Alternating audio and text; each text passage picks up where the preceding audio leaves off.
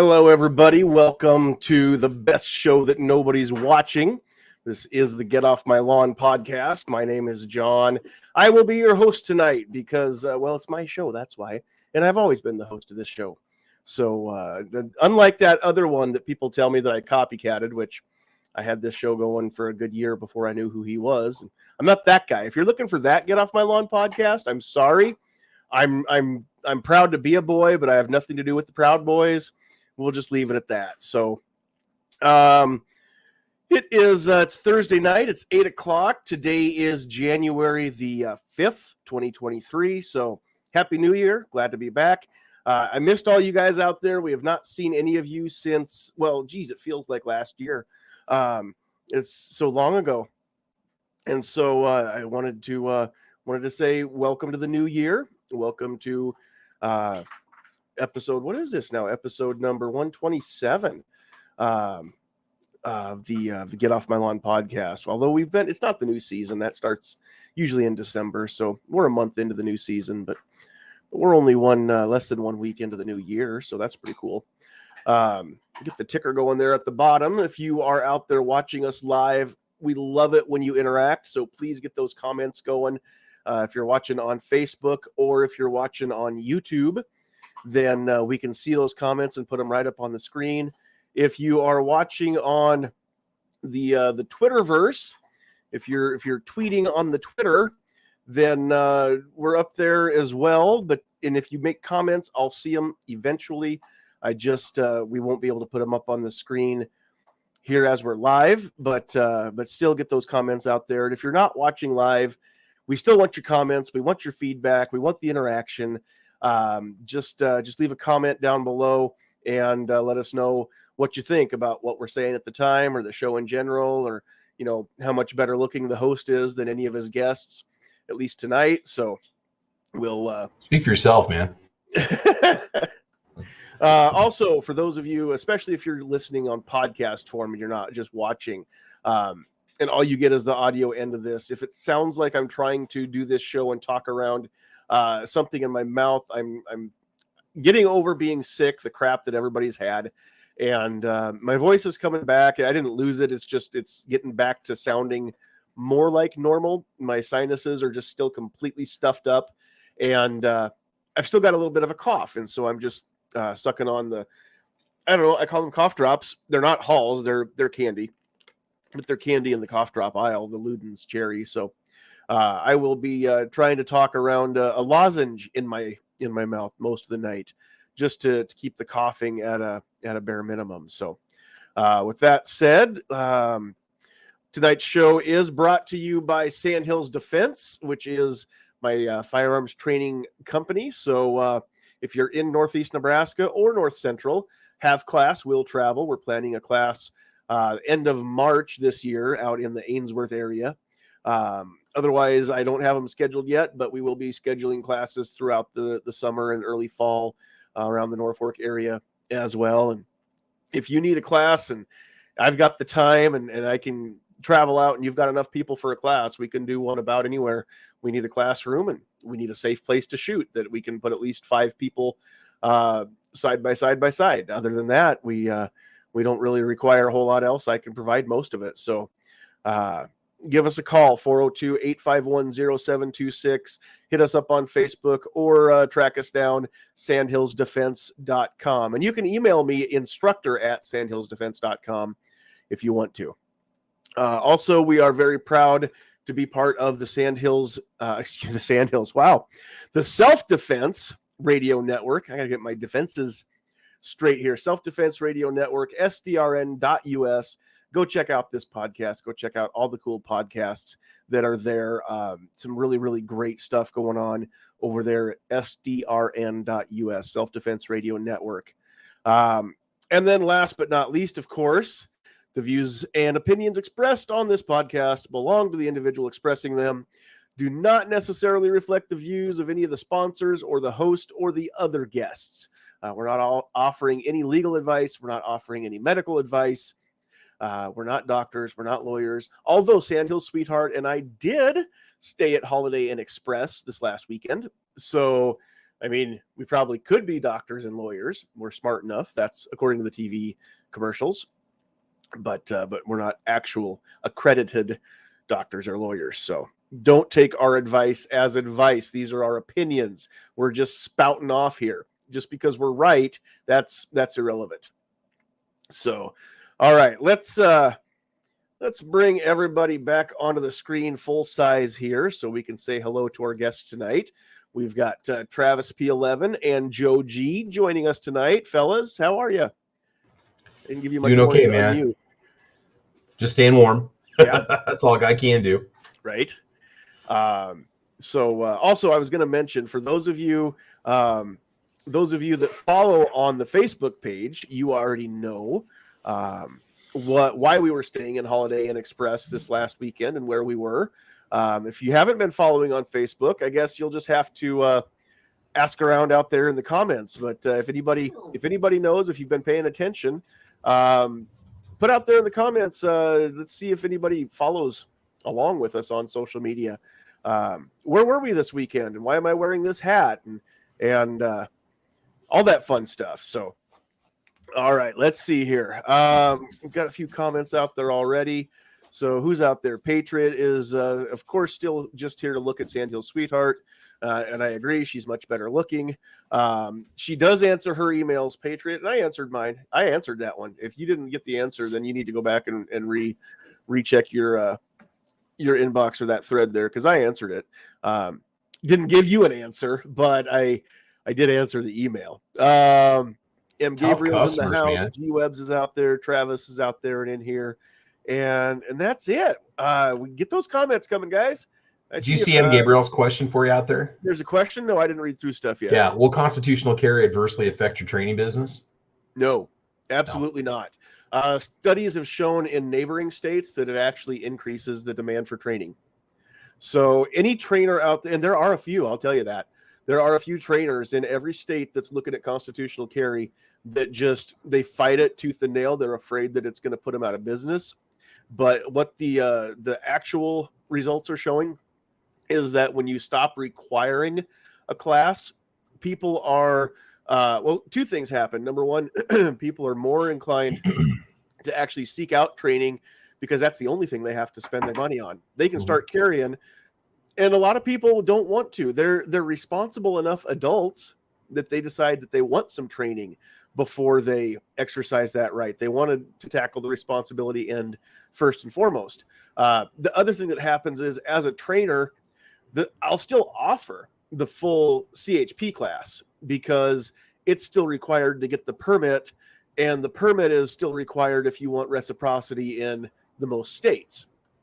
But for those of you who don't care about multi-state reciprocity, you just want to be able to carry back and forth from home to work or what have you when you run down and grab a gallon of milk at night, then we'll be able to tailor classes, and it won't have to be an all-day class.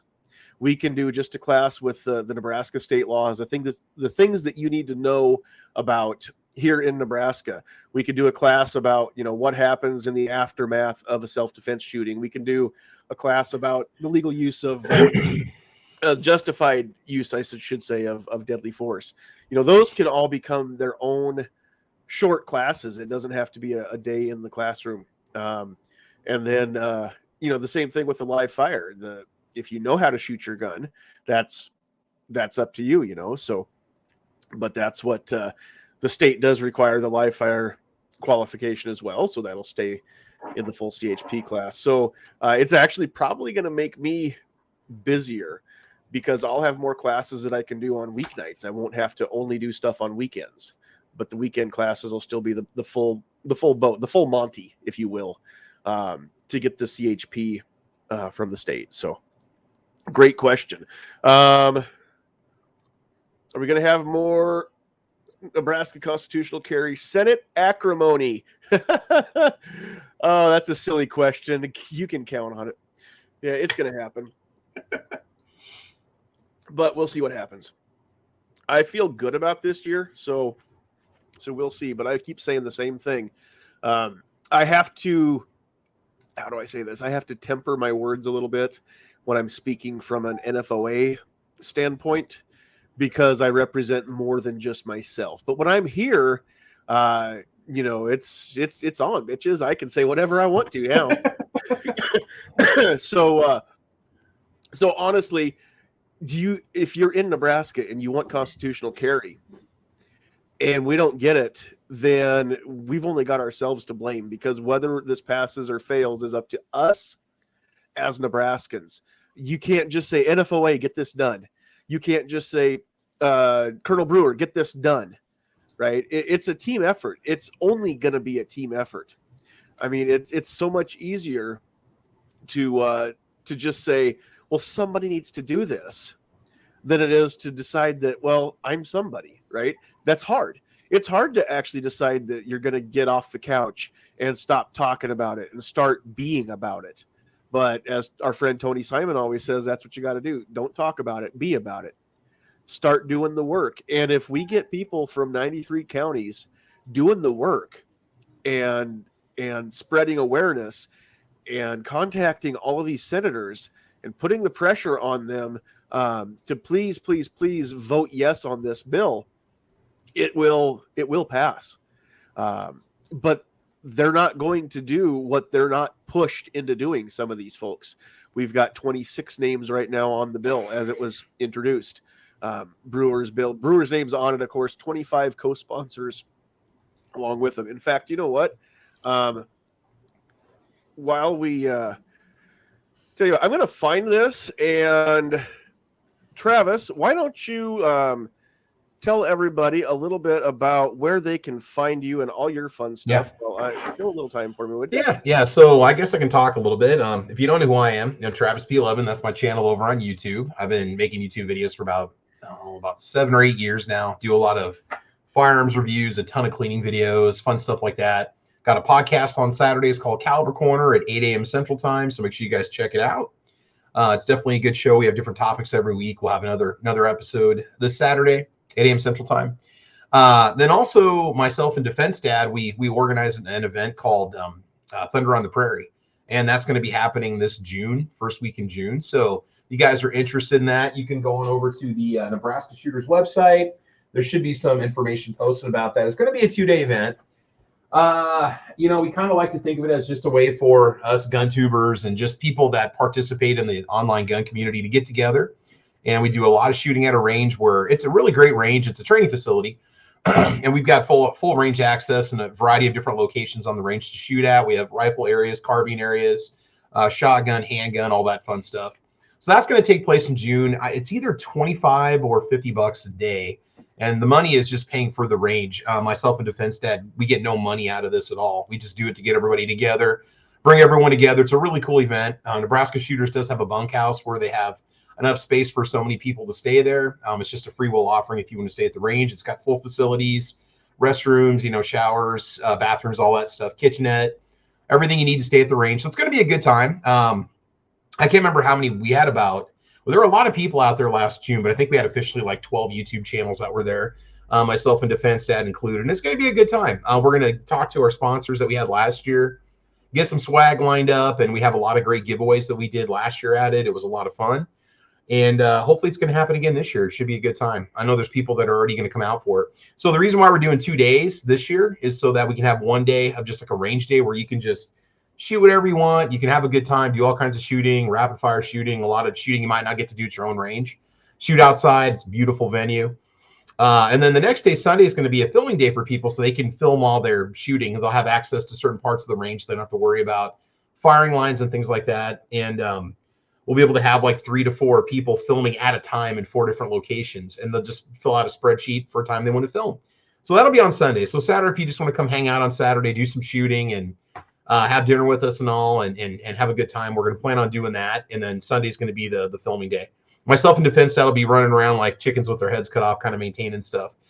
We both have our range safety officer certification. So we'll be doing that, monitoring to make sure that it's a safe event for everybody. And so we'll be doing that quite a bit. But it's also fun to talk to everybody that we talk to online, and then we meet together and just really share a lot of laughs and have a lot of fun. So that's Thunder on the Prairie. I got a video on it on my channel, Travis P11. If you guys are interested in checking it out, you can see kind of a little summary of what we did. And we made a lot of videos from the items that were sent to us. So it's a good time. Awesome.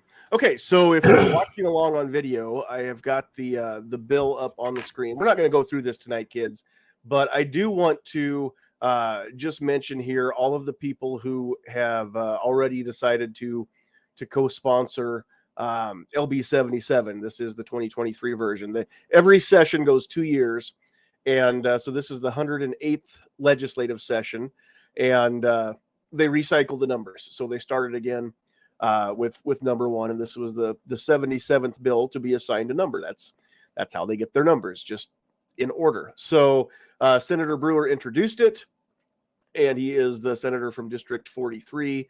Also, we want to just thank Senators Aguilar. Is it Albrecht or Albright? I think it's Albright. Ballard, Bostelman, Brandt, Breesy, Clements, Decay, Dorn, Dover, which is my state senator, who had earlier said he hasn't had a chance to look at it. He can't support it until he sees what it says. He clearly has taken the time to read it because he did co-sponsor. Senator Erdman, Haller, and Ben Hansen, Hardin, Holdcroft, Hughes, Eibach, Jacobson, Linehan, Lippincott, Lowe, Moser, Merman, Sanders, and Slama. So, senators, thank you for your support of the bill. We greatly appreciate it. And I have not myself had a chance yet to read through the text of the bill. So I do know that it was supposed to be streamlined. It says what it does. It does what it says. There's no extra stuff in there. And we'll see what happens this time. But I'll be talking to Trish, and we'll see if we can get Dick Clark and or Senator Brewer to carve out some time for an online town hall over on the NFOA side to just exactly talk about, what it does and what we're going to need from you as Nebraskans out there to get this one over the goal line. So, all right. Hey, John, I wanted to point out, did you notice that this Northeast section is actually covered pretty good as far as co-sponsors? Yeah. Big that was really awesome. Nebraska. And actually even Southeast, the Southeast corner is covered by Senator Slama. So yeah, we've got a good smattering. We've already got, just in co-sponsors, there are enough. If a poll motion had to be made, there are enough co-sponsors to execute the poll motion. I mean, if every co-sponsor votes yes, that's locked.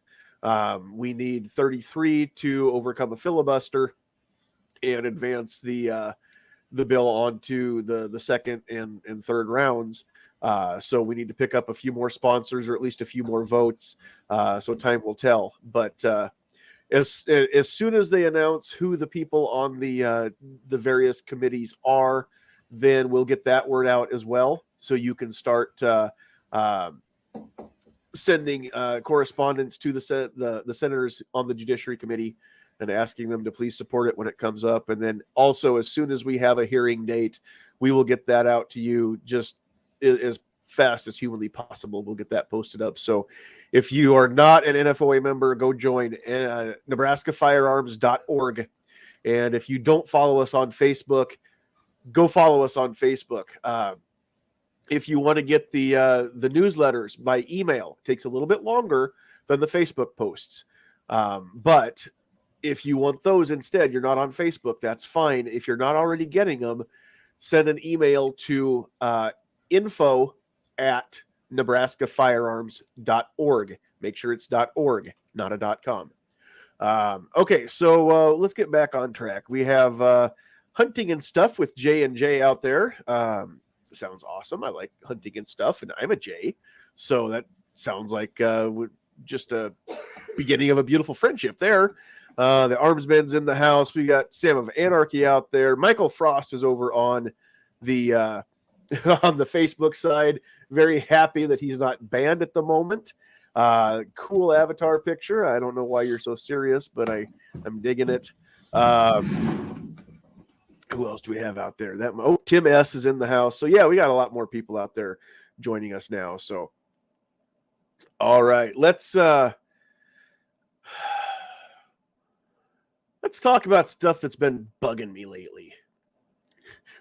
We're not doing an around the horn thing tonight, especially where there's just the three of us, and there may be more. I always send out, you guys know how I do this. I shotgun out a bunch of links, and the people that can make it do, and the ones that can't, of course, don't, and that's totally fine both ways. Some nights it's just me, myself, and I've got enough words to say that I don't have to worry about filling time anyway, usually. So shut up, Joe. I knew something was coming. That was a preemptive shut up. Just know that I have a whole bag of shut up with your name on it. Gotcha. Long night. but please don't shut up. This is gonna be I think a fun conversation.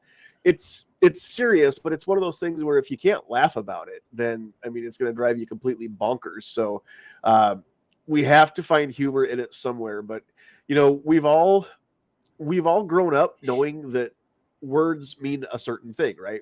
You learned words, vocabulary when you were a kid. You built that vocabulary up over the course of your life. No matter how old you are, you're always learning new words. And sometimes words do evolve, right? Words don't always mean today what they used to 100 years ago or 200 years ago or whatever, right? Take gay, for example. I mean, being gay today means you're a dude that likes dudes. And 100 years ago, being gay meant you were bright and festive and happy, and you know it was a good old time, and it wasn't anything naughty at all or dirty at all, sexual. So that's one example of a word that's changed, I guess. But the problem that I have isn't when a word evolves and grows to become something different. The problem I have is when words don't matter at all. And you can just arbitrarily make something up on the spot. And one of the first examples I think we better talk about is the ATF's recent ruling on frames and receivers and unfinished parts and everything else. And it's still considered a firearm now because it's somehow readily convertible. I guess that's the definition that they're using to make that a firearm, even though it's completely wrong, and they're not. Anybody that's actually going to claim that, hand them one. Hand them an 80% lower and say, go ahead, readily convert this. Quick, hurry up, do it. And just see how fast they can get that done. But what do you guys think about what ATF is doing there? You know, the definition of the machine gun, what we traditionally know as the machine gun, or what defines a machine gun. And then I think the first example of it that comes to mind is going to be the bump stock. You know, now that's now classified as a machine gun. I got to get a tax stamp for my bump stock for a sliding piece of plastic. But what? You know, it's just they're just throwing it at it and see if it'll stick and trying to create some emotion behind it. You know, that kind of bothers me. You know, and who knows where they're going to take it. Is my hammer spring now going to be a licensed part? I mean, where does it end? You know? Well, and that's the problem. And you know, we use the term slippery slope almost too much sometimes, it feels like. But that's exactly what we're talking about here. Is, you know, if we're going to make things arbitrary, then who becomes the arbitrator? The arbiter, I guess, is the right term there. And that's the problem. Is if we're going to do that, somebody's got to make that decision. Whose job is that going to be? Because there's people out there that I don't trust to do it. So I'll do it. I mean, if we're going to leave things to interpretation, then I vote myself as the interpreter. And if anybody doesn't like that, then well, tough, right?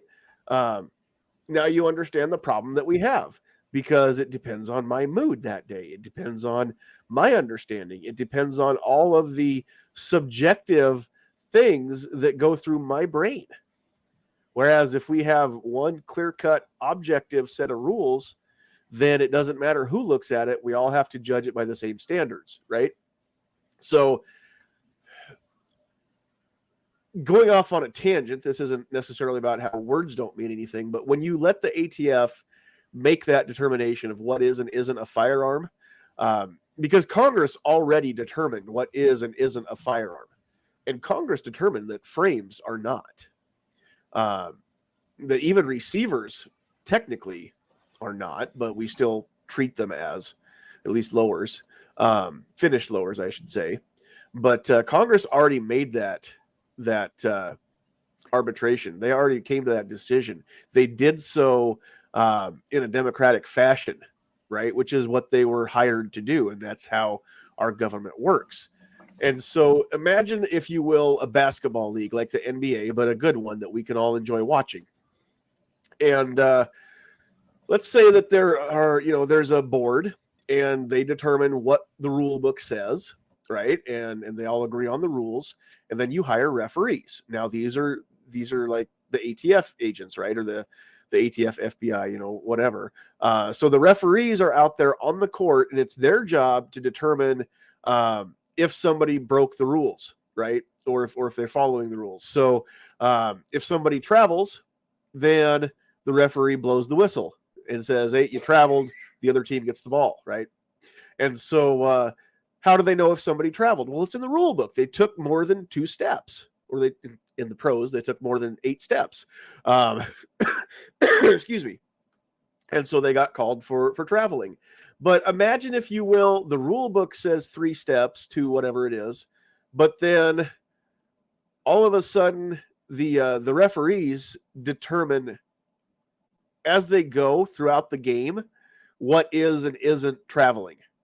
And they have the authority to do that. And all of a sudden, the guy that was earlier able to take 3 or 4 steps after he picked up the ball now gets the whistle blown after he takes 1 step. What? But that's not what you ruled on earlier. Yeah, but that's what we're calling it now. Now we're saying that that's traveling. Well, 1 step is traveling. And so imagine that would never go over, right? Nobody would stand for that in the sports world. But in real life, nobody bats an eye. Well, we do, but we're just supposed to just grin and bear it, right? When the referees all of a sudden start making their own rules or interpreting the rules however they want to instead of the way that the rule book says to, well, that's not the way that this game is supposed to be played. And that's not the way that the game of the real world and our legislative and executive branches are supposed to play the games. So just keep that in mind. That's what bugs me the most about the ATF redefining, excuse me, redefining a term. Agorizer's got a good point out there. It all started with the misunderstanding of the word regulate. Well, it may have started before then even, but regulate. Well, and regulate has more than one meaning. Right. Today we think of it as putting regulations on something and controlling it or limiting it. But back in those days, regulating something meant like if you were a clockmaker, and a well-regulated clock was right. It didn't have to be adjusted. It kept time.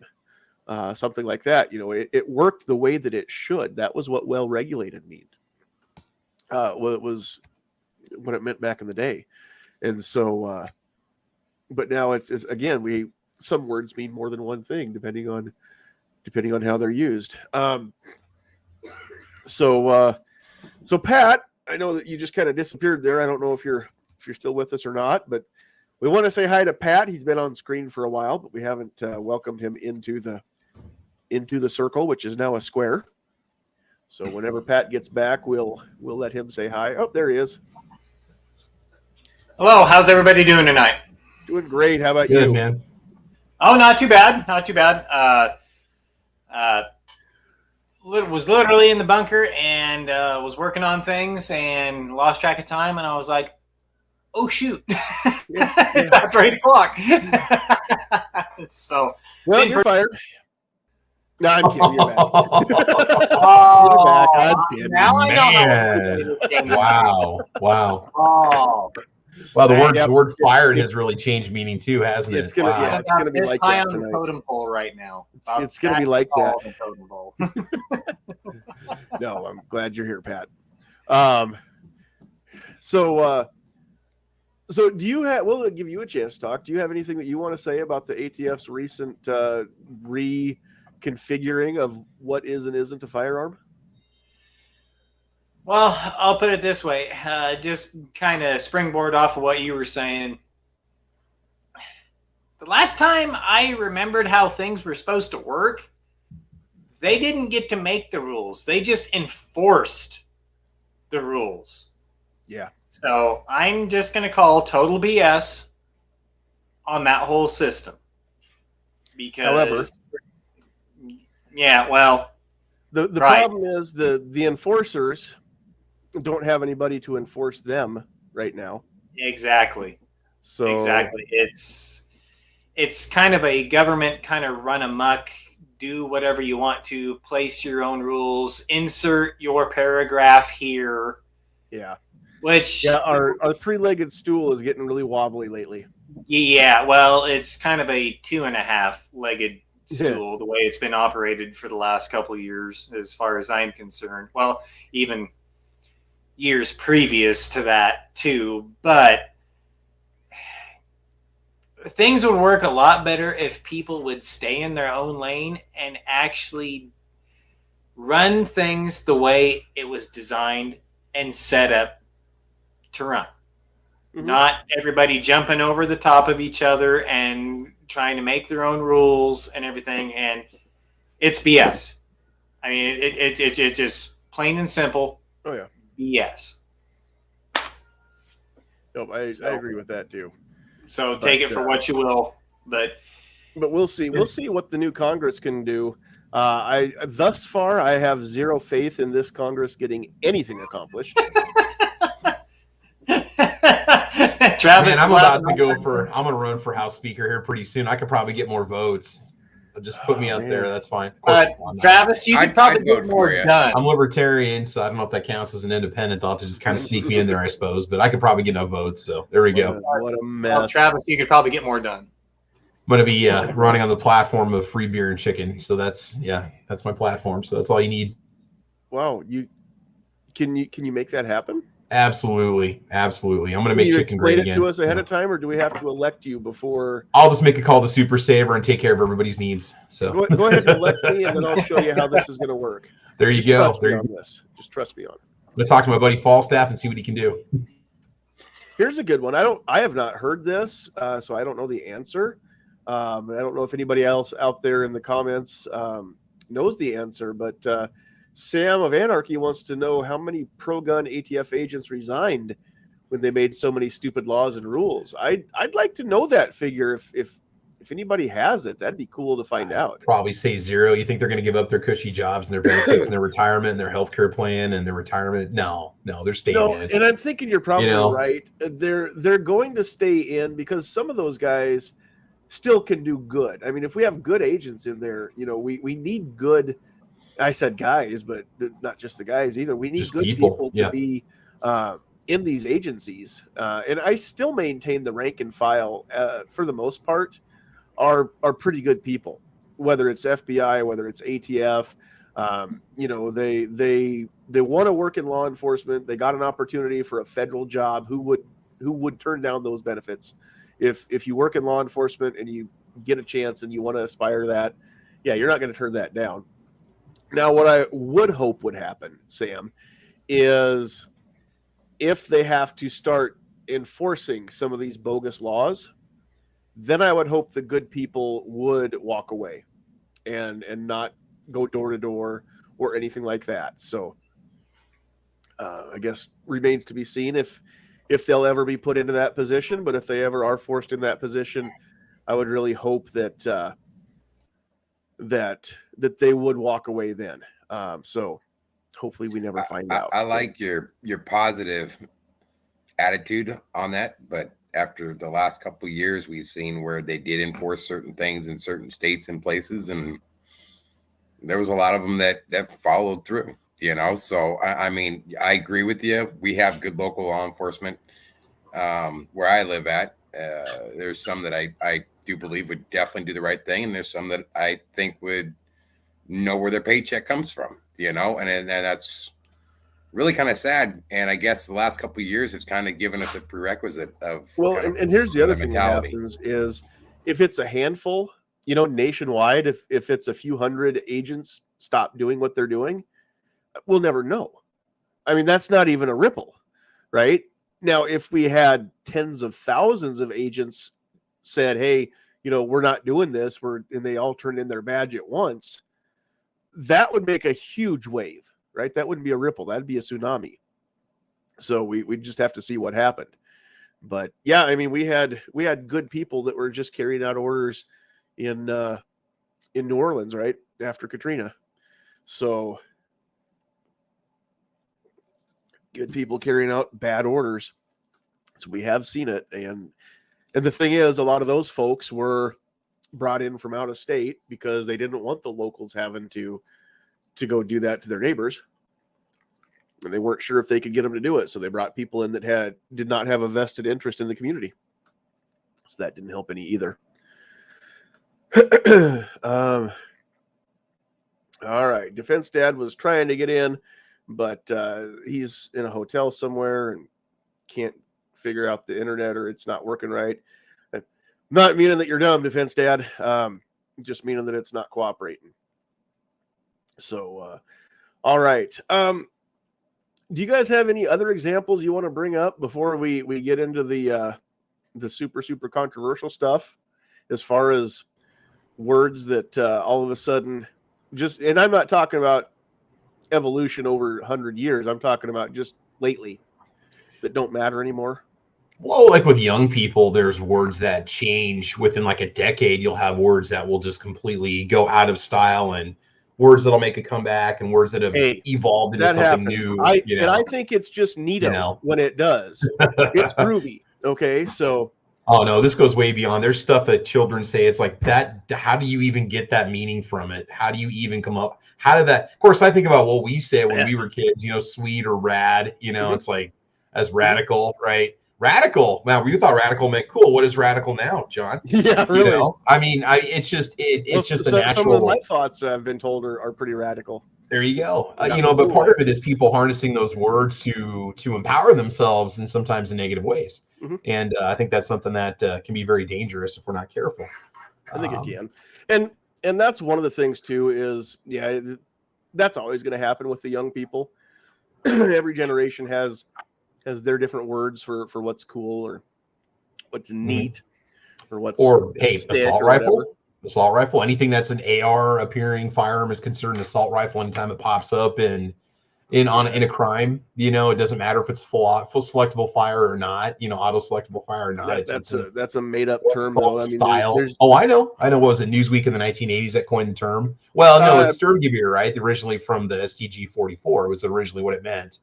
So it's not really a made up term. I mean, it had a designation back in the day. Between assault weapon and assault rifle. Well, yeah. Assault rifle is an actual term. Mm-hmm. That is a medium caliber select fire long arm, right? So, or intermediate caliber, is that right? Yeah. So something like a GI M16 or an AK-47, a real one. Yeah, those are considered assault rifles, but assault weapon is kind of like ghost gun. Speaking of words that don't matter, let's just make up words too. It doesn't matter if you make up words because words don't matter anyway. So what's a ghost gun? It's scary, right? Ghost. Oh, it's got to be bad. And then the state of California claims that they've had, how many thousands of ghost guns turn up in the last decade or whatever. I don't remember the exact numbers now. They probably have, because the cartel is printing their own lowers. Well, they see their own lowers, and they're being used in crimes everywhere. But they'll blame. Context matters. People. Yeah. Okay. Words do matter, because what are you calling a ghost gun? What's the definition? Well, it's an untraceable gun. Okay. Is that one that somebody made at home? Well, it could be. And that's what they don't want to have happen. Yeah. But 90% of those guns that they recover were serialized, and they had the serial number either etched off or ground off or what have you. And now they're calling that also a ghost gun. Well, when you say there's a proliferation of ghost guns and then you include all of those that were illegally modified, then we can say that. But if you're talking about the what do they call them now? The personally personal manufactured firearm or homemade firearm. There's a term instead of ghost gun that our side is coining for that. Can't think of what it's actually legally called. in a manufactured individual firearm as per the ATF's definition. Yeah. Privately manufactured firearm. It's PMF. Okay. Is what it is. That's the correct term for it. And it's totally legal. It's always been legal since before the Constitution was written to build your own guns here, because back in those days they had to. That was the only way to get one, was to build your own, or if you had access to a good blacksmith and gun maker. But most people just built their own back in those days. And so and the founding fathers just got done fighting a war with homemade guns, privately manufactured firearms. So they knew how important it was to never take away the ability for the American citizens to arm themselves. Even if they couldn't buy their own guns later on, they wanted us to be able to build our own. Excuse me. So that's where it was so important. Barbecue says we didn't coin that. ATF did. Okay, well, my bad. But they are privately manufactured firearms, and that's totally legal. And it doesn't need to be serialized either, unless you try to sell it. That's the only time it would have to have a serial number. Yeah, that one's bad. So, okay. I don't know how big of a rabbit hole this is going to turn into, but the biggest thing that's been bugging me lately is when words don't matter anymore. Okay, let's throw out the big dogs here. Man, woman, words that don't matter. So I know this isn't our normal topic, but this has just been bugging the crap out of me, and I really don't know how to really broach the subject other than just kind of wading on in here. But when people can just arbitrarily identify however they want to, today I'm a man, tomorrow I'm not a man, yesterday I'm used to be a man, I mean, it's our society's got a sickness, and part of it is because nothing matters anymore. Nothing means anything anymore. We don't have any standards anymore. And that doesn't necessarily mean standards of, holding yourself to a higher standard. I'm talking about just an actual standard, a baseline, right? A measuring stick. So when we start talking about how nothing matters anymore and words don't matter, why do we have so many confused people? Well, we're making things confusing in our country, and not just our country, society at large. I know a lot of countries actually have it worse than we do, because we have a First Amendment that is kind of a bastion against some of this stuff. But when you start looking at, all the stuff, and if you go on TikTok or Twitter or Facebook, I mean, this stuff's out there. It's nuts. There's so many crazy people out there right now. And let me say this. If you are a man who was born male and feels like you're trapped in the wrong body, and you think that that somehow something got switched and shouldn't have been wired the way that you were wired, or plumbed that way that you were plumbed, I'm not saying you're crazy. Okay. That's a legitimate thing that happens to people. And I can't wrap my head around what that must feel like. And so if you have true gender dysphoria, then I'm not calling you crazy. Okay. You have stuff that you need some help working through, because how could you possibly expect anybody to work through that on their own? Okay. So we're not talking about that being crazy. I'm talking about the people that think that this is fun, that jump on a bandwagon, that see everybody else doing it and decide, well, maybe I can get, that'll be the new attention getter for me, right? That'll make me cool now. And the whole trans movement has become such a farce of what it actually should be. We've had trans people in the world for I don't know how long, since longer than any of us probably realize. But they're a small percentage of the population, but they're a legitimate section of society where, again, they were born in a body that they don't think was right. Okay. And if that's you and you want to live your life as the opposite of the plumbing that you were born with, that's your business. I don't care. I'm not saying that you shouldn't do that. What I have a problem with is all of a sudden I'm expected to just go along with this. I'm expected to just believe that in the last 5 years, we have had such a spike in the number of people that have this true mental health disorder going on, the gender dysphoria. And I don't believe that for a second. So, John, let me play devil's advocate for a moment. Is it just that maybe society's changed in the last decade and maybe people in general are just more open-minded to allowing people to be whatever they think they are? Could that be part of it? Just the fact that people because I mean, my opinion about people is way different from my grandparents, Yeah. I've been saying this for several years now, that being trans is the new iPhone. And what I mean by that is, those of you that don't know what I do for my day job, I sell cell phones for a living. I work in a phone store. I see people come in every day and get phones.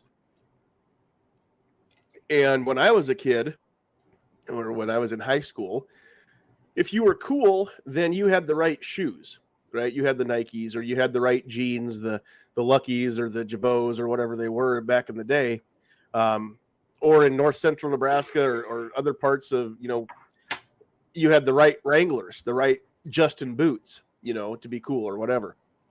But I cannot think of the last time that I had a teenager come through my store that didn't get an iPhone. That's what they got to have, right? And mom and dad come in and want to get them the free one. And little Junior says, but that's not the one all my friends have. I've got to get the same one that they do, so I'm cool, right? So that's been the status symbol. And it's giving way. I mean, it still is. The iPhone is still the phone to have. If you're under 20, you've probably got an iPhone. Or you've got whatever free one that mom and dad got you. Yes, Travis, I know how you teenagers are. But if he's under 20, I'm sorry, I'm supposed to be accepting. If that's how you feel right now, hey, you can identify however you want to. Don't judge me. Matter. All right, words don't matter, neither do numbers. He's only 11. Travis P11. John, I got one to throw out there though. Is a good thing in talking about words don't matter. It's sad that as I'm looking at the screen here between the four of us, or 3.5 right now. I mean, typically I see Travis, I see you, and of course, we're males. We're considered men, but now we're considered cis. Mm-hmm. They have a term for us, and I'm like, man, I'm not that. I'm a red-blooded American male. It's like, why can't you? If they want the acceptance, it's a two-way street. You want me to quote, go along with whatever you feel today, because tomorrow you could feel differently. And I've seen teenagers and young adults in their 20s, and they can literally flip-flop that quick. And I've seen it happen. So how am I supposed to keep up with how tomorrow? Why can't you accept that I'm just a red-blooded American male? Well, and that's kind of some of the pushback that I wish we'd see that we'd see more of. And G, I saw your question out there, and we will get there, because he had said something about being defeatist to say that nothing matters. We'll get there, but anyway, what I mean by trans is becoming the new iPhone is kids out there are looking around and going, Well, there's a kid in my class who identifies as trans, and they get special treatment. And everybody bends over backwards, and they have to make sure that they don't offend that person. And we've got to learn special pronouns, and we've got to keep track of he, him, or ze, zim, or zay, zer, or she, sure, or my pronoun. For the record, my pronouns are thee, she, it, and I'm not changing them. But these kids see that, and then that's a very vulnerable point in life, right? I didn't have Nikes when I started high school. It took a couple of years before I convinced the folks that that I should get a pair of those. I didn't ever get the expensive, $50 or $100 jeans at the time. I was never one of the in crowd kids. I mean, out of what we have, 18 in our class. I mean, there was only 3 or 4 that were in the in group, but I wasn't one of them. And I don't think I was completely a loser either, but I was definitely on the outside looking in all the time.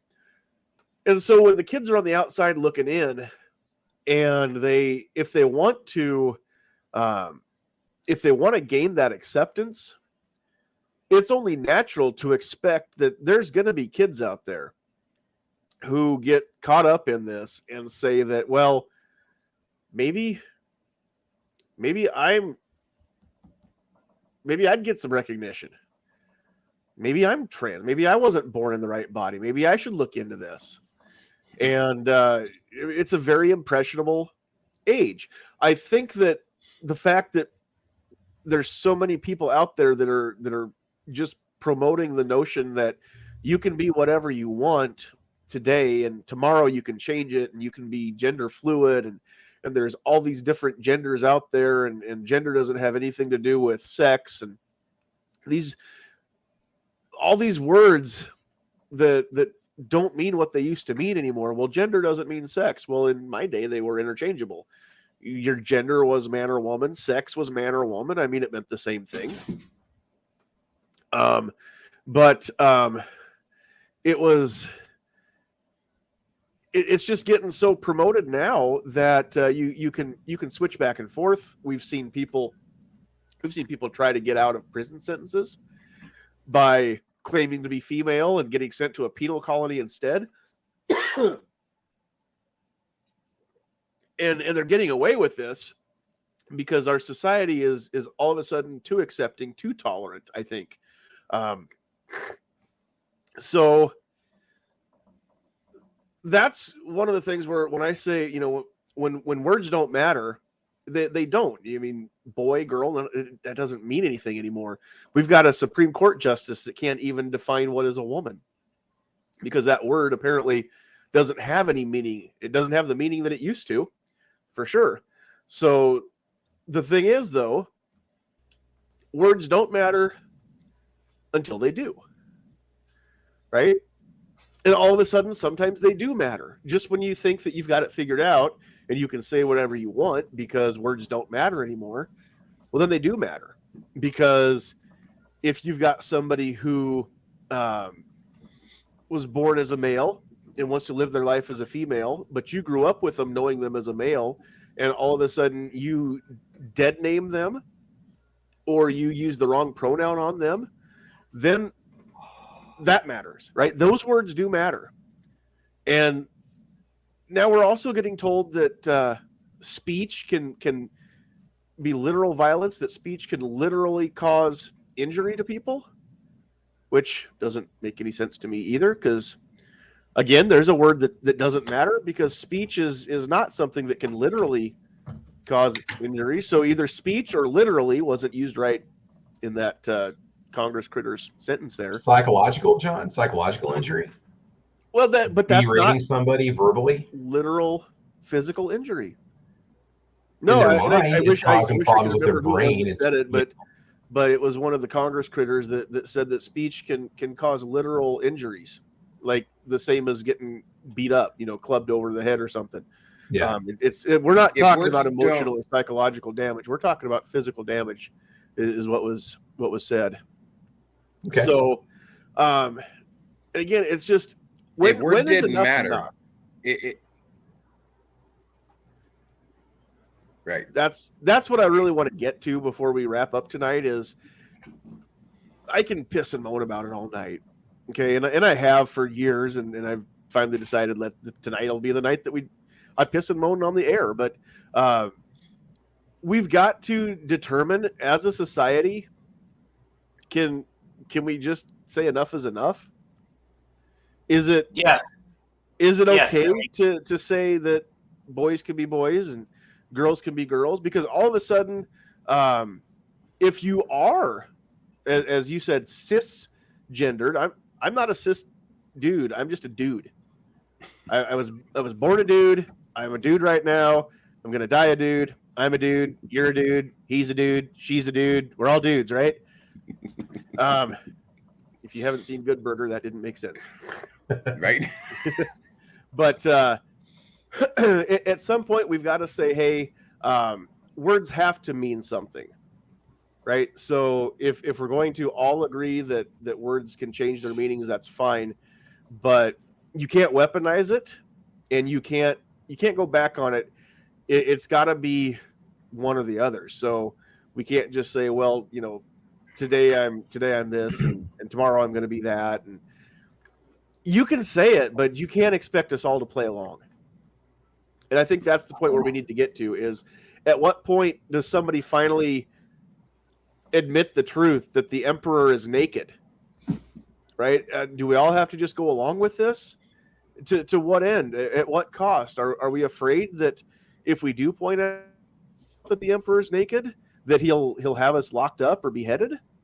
Or is somebody going to be brave enough to be that little kid in the story that says, you guys realize he's naked, right? He's not wearing anything. And at what point do we all just agree that, yeah, this has gone on long enough and it doesn't make any sense? And can we just go back to things being normal? Can we trust the science? Can we follow the science and the math that say that it's less than 1% of the population that actually has this is truly what's going on with them, and the rest of it's learned behavior? And again, if you're fighting with this, I'm not talking about you. I'm not saying that you're nuts. I'm saying that if you're using that to fit in, or if you got talked into it and you're fighting now to get back out of it, there more and more stories all the time are coming out of people that are detransitioning because they got pushed into this and it wasn't what they thought it was, and what they were going through wasn't what they thought it was. Somebody made a comment. Are we being complicit in just allowing things to not matter anymore? Yes. And we are. We are being way too complicit in what things should be and shouldn't be. And I'm about ready to go on a rant, so here we go. If you were born a male, you are a male. Guess what? There is an age in which your brain matures enough, and there's a lot of therapists and stuff behind this that will back me up on this, and a lot of the stuff that they've said and amount of what I'm about ready to repeat, you can go look up. Jordan B. Peterson and a whole bunch of others have said 90% of this stuff can be eliminated just by letting them develop, getting them into therapy, and letting them be. Not just what is popular out there and trying to construct some weird thing just because their little group said that, oh, well, this is cool, this is the fad. No, you are freaking 12 or 13. Your brain hasn't fully developed. By the time you turn 18, just like when you're ready to vote or anything else, when you're ready to be a full-grown adult and you have to pay taxes and get out on your own, then guess what? You can make up your own freaking mind. Then after that, there's a lot of people that have, I can name on one hand, Chloe Cole, a very good podcast that I just listened to today. she was actually 9 years old when she decided she wanted to be a boy. She got rid of her breasts and I'm sorry, I'm being a little bit descriptive here, and all of her lady parts down there, gutted. By the time that she was 16 and she took some classes in thinking of the world, some child psychology, totally changed her mind, and she had totally wrecked her life because she was a female. She wanted to have kids, and she didn't have the guidance because all of the doctors and stuff just affirmed what she said. She had no therapy. And they said it was better off to have a transitioning girl than a dead daughter. Mm-hmm. You can go look that up. Yeah, her story is podcast. Her story is very, very heartbreaking. I've seen her, exactly. Interviewed on more than one show. Yeah, and absolutely sucks because there's a lot of kids out there that are being swayed one way to the other, and it really sucks because all they need is some time and maybe a little bit of therapy if they're really lost. It doesn't have to be now. Right. It doesn't have to be a transition now and do all the hormones and everything. Before we go too far off the rails here, too, I do want to mention that I also see a distinct difference between the groups of there's I think two distinct groups of people for sure within the trans community. There are the ones who are keeping it real, and I think of Gina Roberts is a great one. If you don't know who Gina Roberts is, look up the DC Project, and I believe she's Miss California, California State Director for DC Project. And Gina's very, very unique because she was not a man who is now living her life as a woman.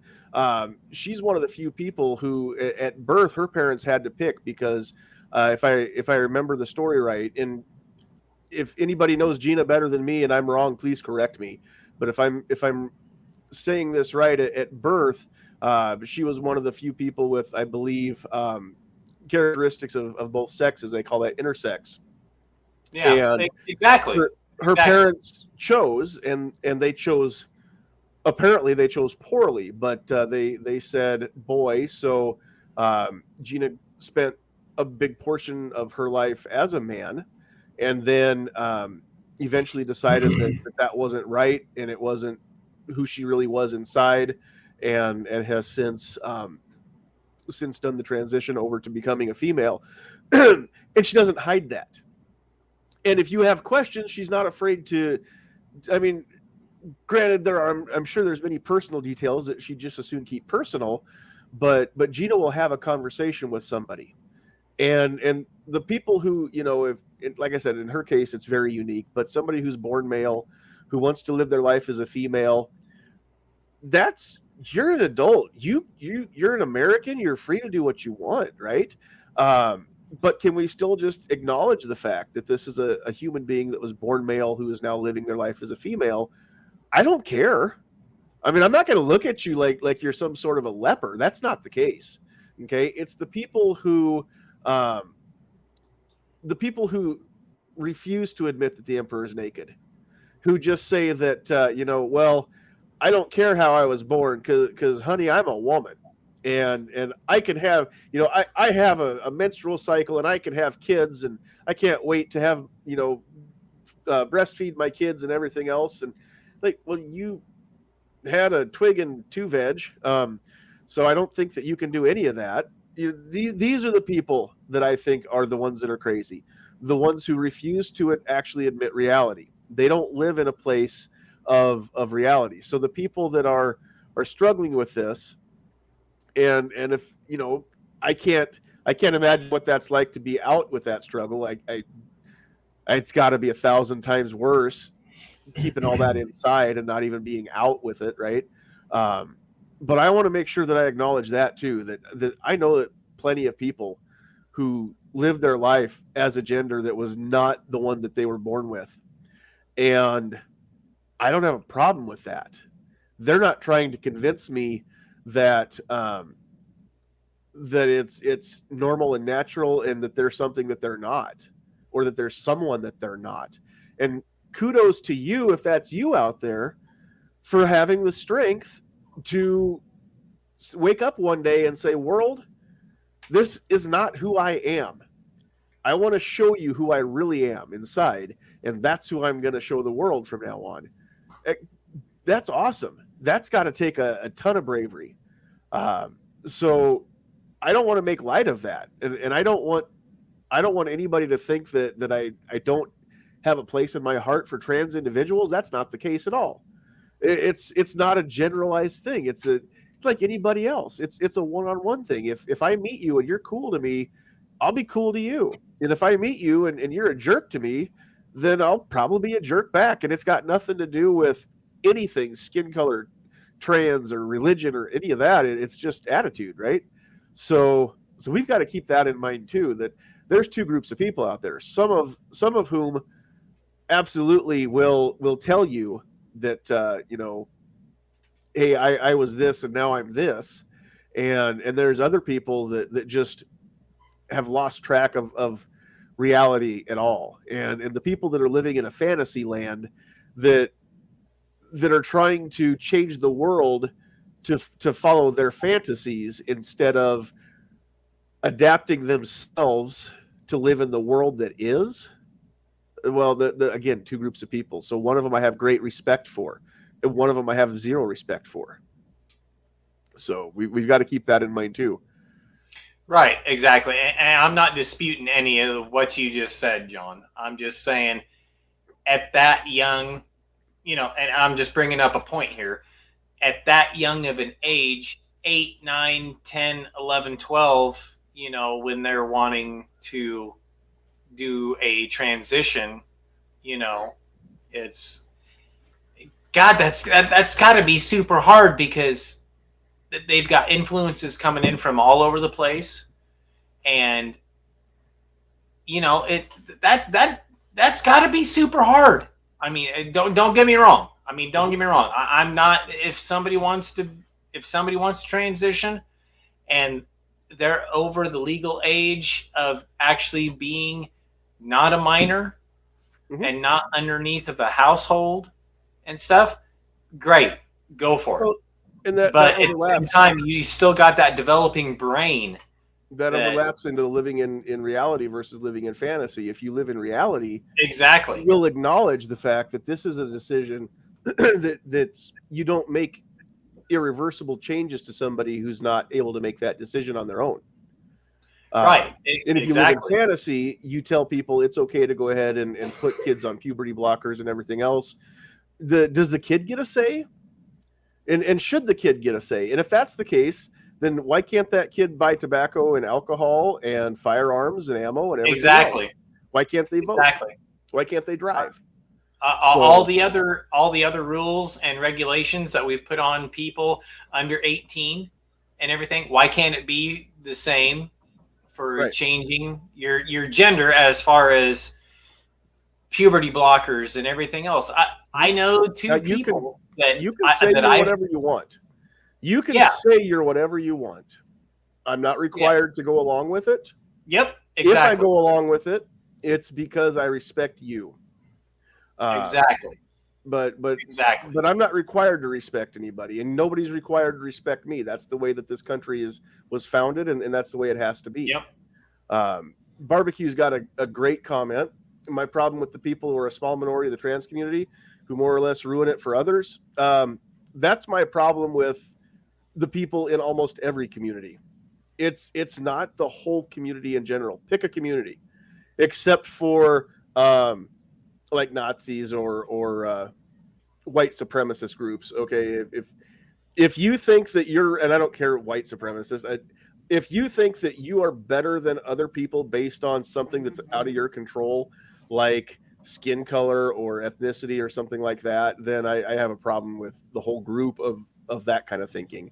But when it comes to the trans community, when it comes to the far left, when it comes to even the far right, yeah, it's the outliers. Those are the ones I typically have a problem with. It's the extremists on any group that make the rest of them look bad. It's the Islamic jihadists that want to go blow up synagogues or Christian churches that make every Muslim look bad, right? That's why after 9/11, there was such a push to make sure that greater America understood that the Muslim people in your community didn't have anything to do with this, right? And here's the thing, though, I see even people within the rainbow community distancing themselves from each other sometimes now too, because again, it's those radical outliers. The normal trans community, the people who, again, especially the ones who live in reality, I have not yet run across personally or on social media interviews, anything like that, anybody from that camp who wants anything to do with the people who think it's okay to have kids go to a burlesque show with drag queens, or that think it's okay to hack off the parts of adolescents or teenage kids or anything like that. They don't want anything to do with that because those are the extremists, right? But who is it that always gets the headlines? Who is it that always gets the focus? It's always the extremists. Those are the people around whom policy gets changed. That's why you see people screaming so loud and doing all this. Whenever there's a public mass shooting, who is it that makes the headlines? It's the people that are crying and wailing, right? And saying, how could this happen and all of this? And we've got to do something. They make the headlines. And does policy ever change? Not by the people who actually live in reality. It's always the people that are focused on, well, if we could only make, then the world would be a better place. Well, I'm sorry, if your aunt had testicles, she'd be your uncle, which we're having a conversation about people like that tonight. So maybe she was your uncle. I don't know. But the policies get changed more often than not by these extreme people. We have to take note of that. So if we don't start calling this out and making more people aware of this, it's going to keep happening. So whenever we see these kind of things happen, I don't know. And here's a question I don't know the answer to. How did we overcome the extremists in our own groups? I think back a couple years ago in Lincoln when we had 300, 400 people in the halls of the Capitol building that were all there in opposition of a terrible bill that would have kept more people from buying semi-automatic shotguns and rifles and stuff like that, couched under the guise of a mental health bill. People showed up, en masse in the Capitol building. But the three people that made the headlines and were on the news that night was two guys in boogaloo gear, the Hawaiian shirts with the plate carriers and the helmets and ARs, and then the one guy that is alleged to be a white supremacist. Those are the three that made the headlines. Okay, they weren't even doing it. They weren't screaming to get the spotlight, but they attracted the spotlight because those are the people that the news wants to focus on. Because if they can highlight those people, then they can paint us all with the same brush. Well, look at all these people that showed up. Oh, look, these are nut bars and white supremacists. Well, there were 350, 400 of them in the Capitol today. Well, that's not the truth, but that's the picture that was painted. So how do we overcome this? How do we stop shooting ourselves in the foot by being overzealous sometimes? Because I don't think that we want to do away with the overzealous people completely. We need some of that. So how do we regulate the zeal? Honestly, I don't know, but I mean, We need that's like-minded people. We makes need for good debate. like-minded people that temper each other. That's what it has to be done. And like you, the we need to, if they want us to quote accept their lifestyle, it has to go both ways. There's nothing about splitting a group or anything like that. I was reading one of the comments, and it's if words actually matter, then they want us to accept them for who they are, then they have to accept us for who we are, and be able to temper quote the ones that are farther to the right or farther to the left. We need people that have some common sense to be able to temper some of the things that we're trying to do. You know, after those three gentlemen that were down there that basically made everybody look bad because they're the ones that made the news, you know, we had to try and work even harder to say, no, this isn't the norm. I go to work every day. I have a family. You go to work every day. You have a family, you know, but it just made our job that much more difficult in the end. Mm-hmm. Mm-hmm. Agreed. And I was kind of answering one of the questions that was on there is something about a segregation. And it's like, no, it's not. We need to, you know, if words don't matter anymore, because if I'm asking to be called a male instead of cis, but they'll continue now to say that, no, you're a cis. I've had this conversation before, but then they'll also turn around and tell me they're non-binary. So then I don't know. I'm at a loss. You know what I'm saying? I really don't. How do you respond to that? Because they're saying they're nothing at that point. They don't know what they are. Or they refuse to choose. Yeah, they refuse to pick. Right. So, I mean, and not being rude, I asked him, I said, so that would basically be, if you're not choosing, then you're becoming not human. You're almost an object now because you're not either or. And I couldn't get really a response. I was, you know, honestly trying to have a conversation of just trying to understand where they're coming from. And it's, you know, and it's hard. It's hard to have conversations because some people, and this isn't, it's not unique to any single group. I think it's across the board. Typically the people that you can find that are out there and accessible, most of those don't want to have a conversation. They want to yell at you about why they're right and you're wrong. And that's our camp included. There's a ton of people who don't want to have a conversation in the 2A community or aren't equipped to have a conversation. We had that discussion a few months back. They simply don't have the wherewithal to have an actual discussion, not even debate, just a true discussion, a back and forth exchange of ideas. And all they can really do is say, you know, shall not be infringed, cold dead hands, come and take it. And again, that's great for t-shirts and bumper stickers, but you're not convincing anybody of anything. And when you shout them down, why would you expect them to listen to you if you won't listen to them? So, and that's one of the things that I've lamented at length here too, is we've lost the art of the conversation within our society, and COVID sure didn't help any, but it was going down the tubes long before that.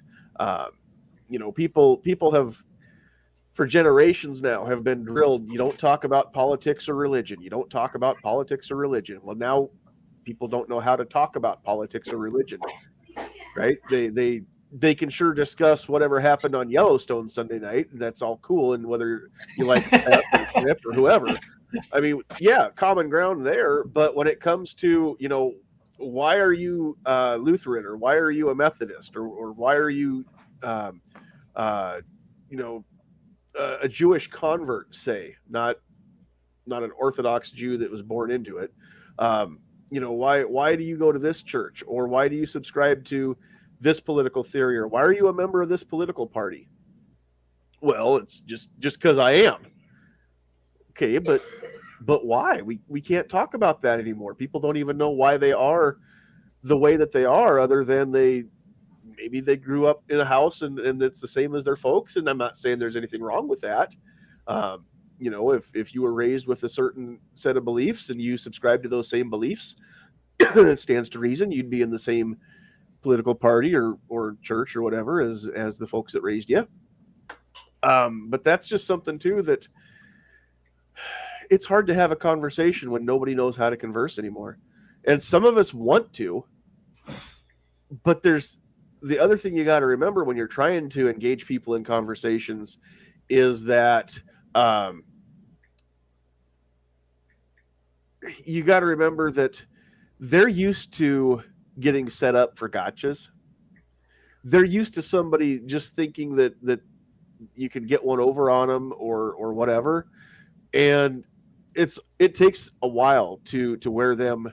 I don't want to say wear them down, but to earn their trust that you're not there for a gotcha, that you're there for their ideas. So that's tough too. And there's a lot of questions that I would love to have. I don't know anybody who is, you know, going back to the trans thing. I don't know anybody who's trans well enough that I could ask them stuff like that. And it's not necessarily that I need to know them well enough, but I need them to know me. And I need them to understand where I'm coming from and who I am and how I see them as a human being. And I still see their value as a human on this planet. Nobody in that community knows me that well that I would expect them to trust me with a conversation. I would love to, but there's just, I don't know. It's I didn't know if we were going to get a whole show out of if words matter or not, but a lot of stuff that I guess doesn't really pertain necessarily to the topic on the title, but I don't know where to ask these questions. I've got a show. Why not ask them here? And maybe the show will get to somebody who will reach out to me and be like, hey, let's talk sometime. So that's what I'd like to. I think you did. I think you did really good, honestly. I mean, these are questions we need to ask, and we're at a point anymore, going back to your topic, words, you know, don't matter or they do matter.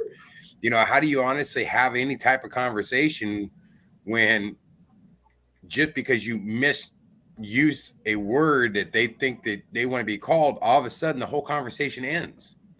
You know, you got to have that open communication. And for me personally, I have family members and things that are going through different aspects of this. So from my own personal point of view, you know, I tried very, very much so to try to be open-minded and to have legitimate conversations. So thankfully I can without being shouted down, but it is so difficult. And I think that's basically the gist of what you were trying to say tonight, you know, is, you know, words, either they matter or they don't matter. You know, and we've got to find that common ground to where we can get past that.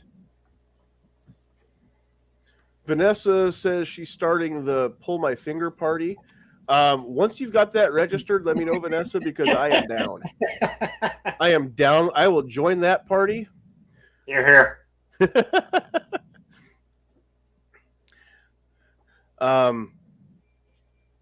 Yeah, okay, so I'm not sure, Vanessa. I'm not sure if I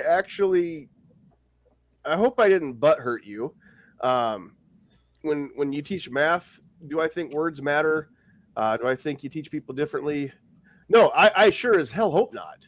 And of course words matter in math. That's the thing though. Math is set, right? We're not still learning mathematical equations. I mean, we're still working them out, but math is math. 1 + 1 will always equal 2. It'll never not equal 2. And I don't care who you are. It's not racist to say that 1 + 1 = 2. Okay. So, but that's again, math. Science is completely different. Science is, there's so much that we don't know. It's never settled, right?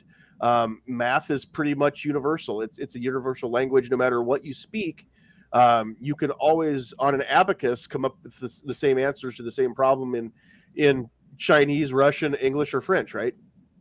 And so, we could get into math theory maybe. It's not all done, but whoops, where'd it go? There it is.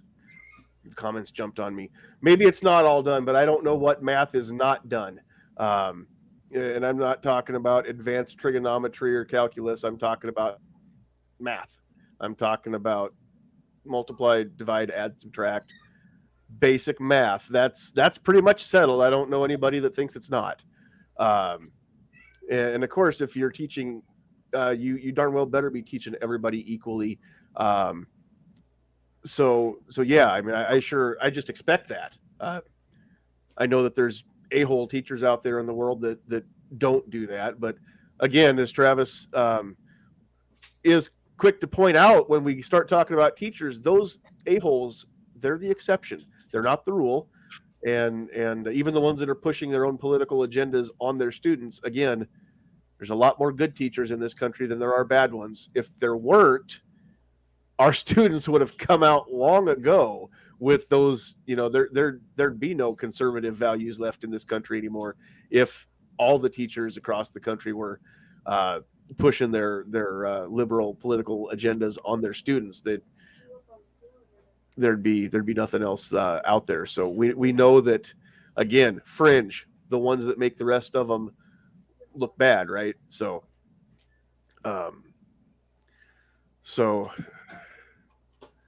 anyway, we're not going to get into what's. I thought I explained what's basic math. So I use math in my life. I use science in my life. Grammar and spelling occasionally show up, although not the best. So, all right, but yeah. Well, John, when we were kids, basic math was like anything that wasn't geometry or algebra. It was addition, subtraction, multiplication, simple, or division, whatever. Multiply, divide, add, subtract.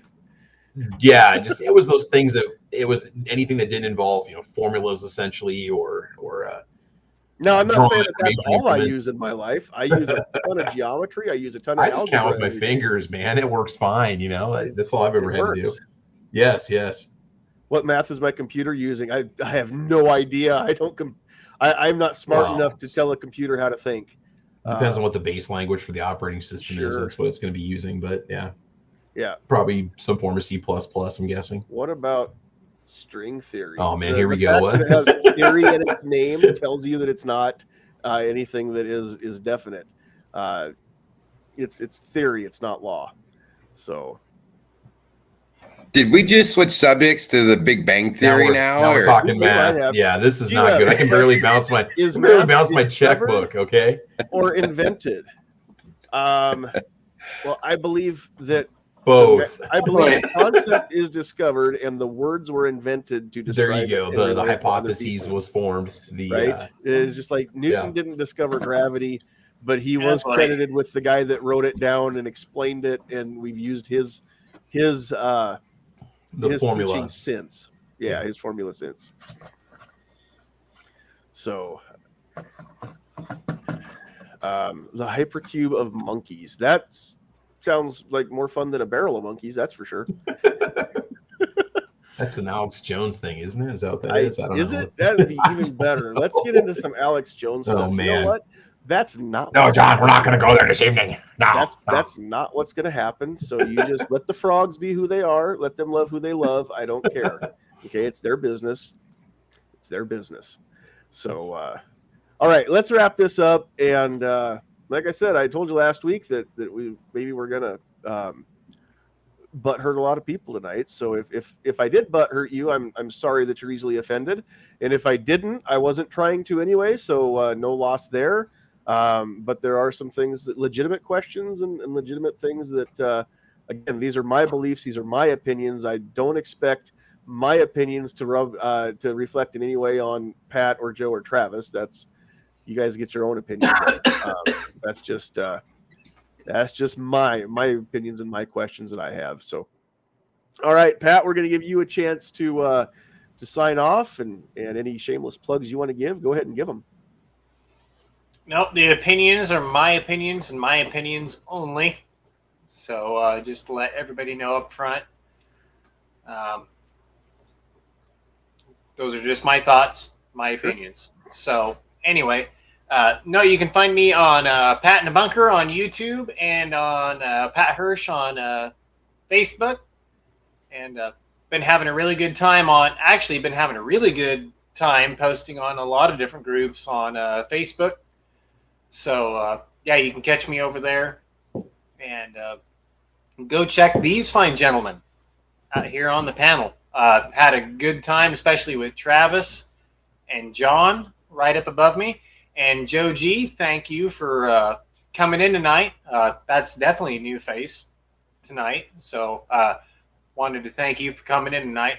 And yeah, thanks to everybody out in the chat. It was, especially since this last one, it's definitely been a lively conversation, to say the least. But you know what? That's what gets things rolling. And that's what gets conversations going. So Well, and that's always the goal here, is to start conversations, not necessarily to to finish them or end them. So right, exactly. I'm not trying to pin anybody out, and I'm just giving my honest opinions straight from my redneck brain. But guess what? It's my brain, and if you want to try to change something, hit me with facts, hit me with data, hit me with knowledge. So thanks for having me on, John. Cool. Thanks for being here, Pat. Joe, if you have any closing thoughts that you want to throw out there, and any shameless plugs that you want to give, not necessarily if it's not for you, if you want to plug anything coming up for NFOA, go ahead and do that. Yeah, we have what is that, Deer and Game Expo down in Lincoln. What is it? 2 weeks from now. 21st, 20th, 21st and 22nd. Right.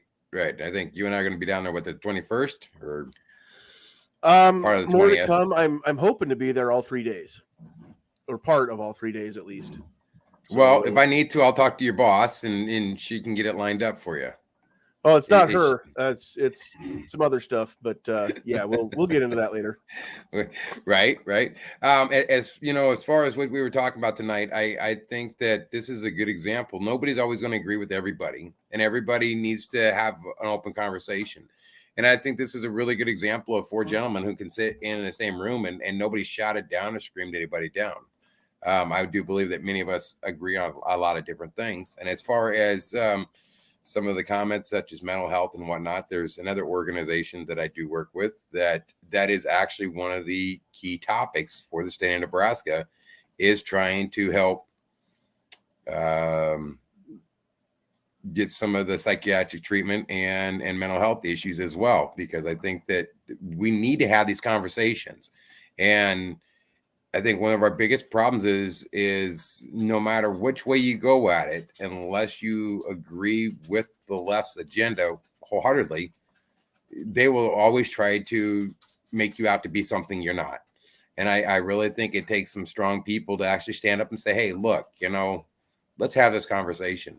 So I really appreciate that you put this together, John. I think we have to start somewhere, absolutely. But so that is definitely a big part of another organization I'm with. And as far as this one here, yes, would look forward to seeing everybody that wants to make it down to Lincoln for the Game Expo. And the Senator Brewer's bill he got put out today was absolutely awesome. That is just great. Check that out as well.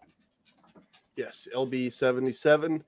You know what? While I'm thinking of it, I will just do this. We're going to paste that right into the comments. You can click that link in the comments. It's coming right up, and it'll take you right to the landing page for that bill. You can read the introduced copy, any amendments that get introduced as the time goes. Hopefully there aren't any. Hopefully it doesn't need any. We'll see what happens.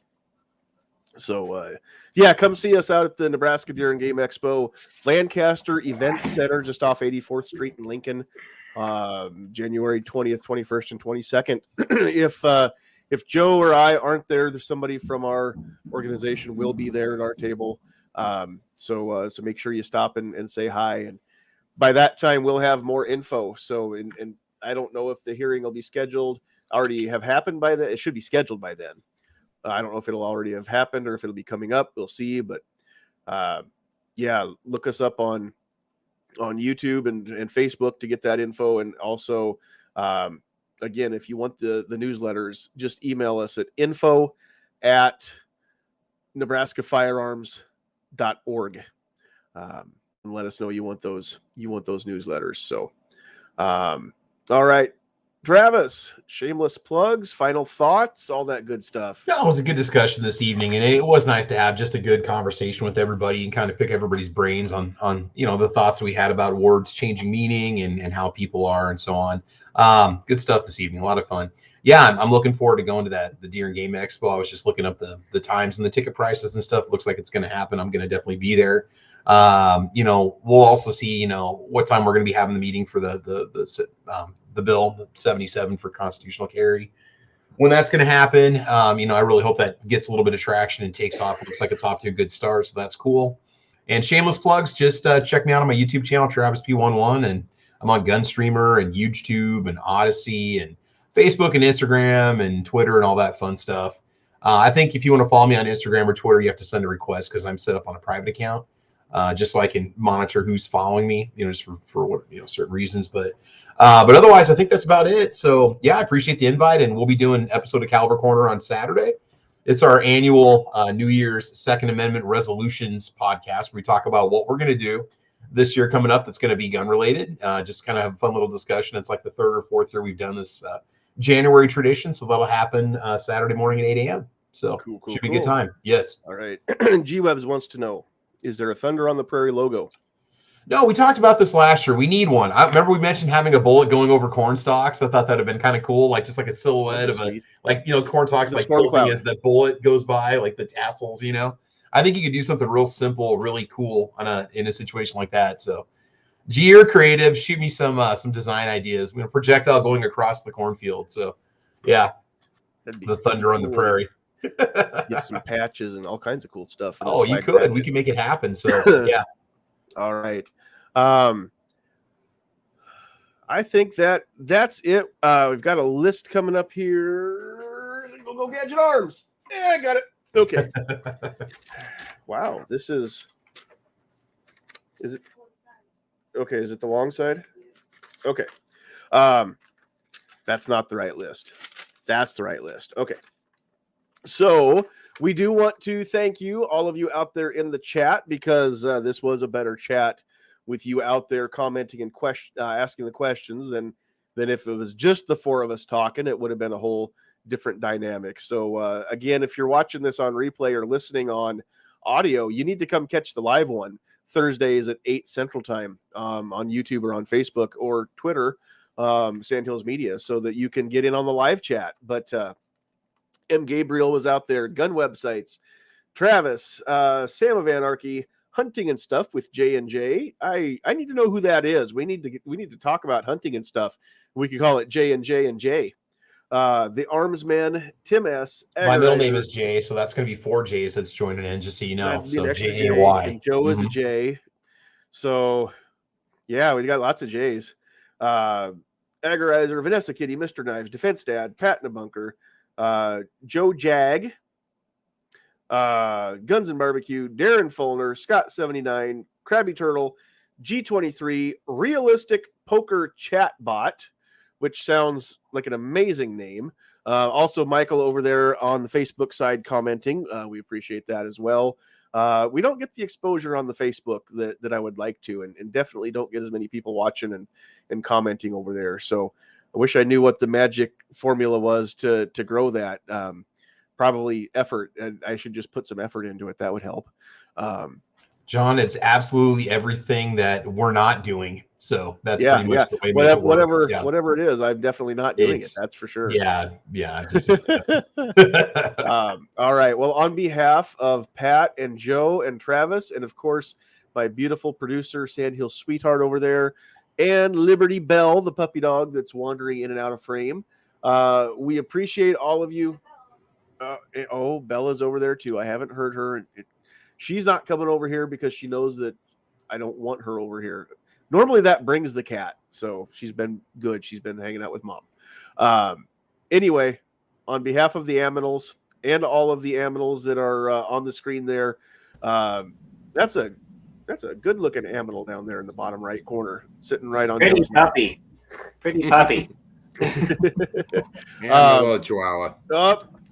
An ammo dog is not. He's I can passed see out ammo- right next to I me. can see little stubby ammo feet, ammo dog feet. He's been very needy Nice. this evening, wanting lots of attention. That's why I kept leaning over to rub his belly so I don't. He starts whining, and we went for like an hour walk. I froze thinking I can wear him out. As soon as I plop Okay. down in front of the screen for your guys' show, he starts whining for more attention. It's like, you're just tired. You need a nap. That's what So happens. yeah, All right, Travis. Well, your dog, John's dog, and Joe's dog are all going to have to get together and go play because I got a new puppy. the dog Oh, yeah? pound. Play Yep, pretty much. Full-blood German Shepherd, and she loves to The play. bunker is going to the dogs. So she probably looks kind of like a corgi, doesn't she? At this point, like a little miniature. Almost looks kind of as a pup. She's got the They have a ears similar are up, face. and she's ready to go. The full Yeah. dishes are out, and she's Gonna be So, listening for all those people that get lost when they land up on your country road. Yeah, pretty much. Yep. Yeah, she's our own satellite dish. How do I get to Omaha? How do I get to Lincoln? Go that way. Eventually, you'll run into it. Yeah. Yep, exactly. Or you hit Iowa. Same difference. Yeah. Yep. All right. Well, thanks everybody for joining us. I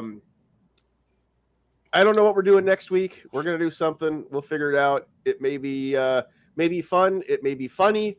It may step on your toes and make you butt hurt. I don't know.